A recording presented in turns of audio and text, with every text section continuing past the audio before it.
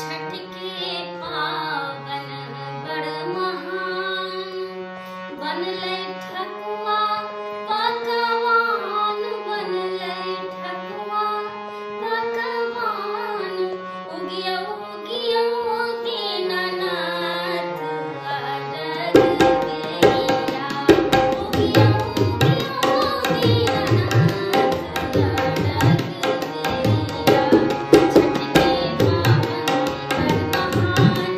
बनलै फूसवा का सार बनलै फूसवा का सार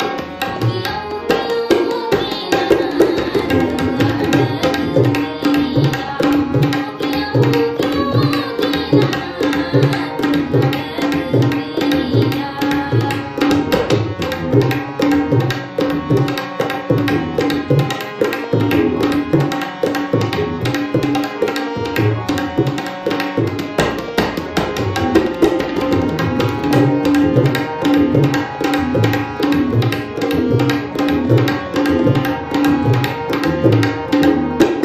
बाबा दीन मोहम्मद पधार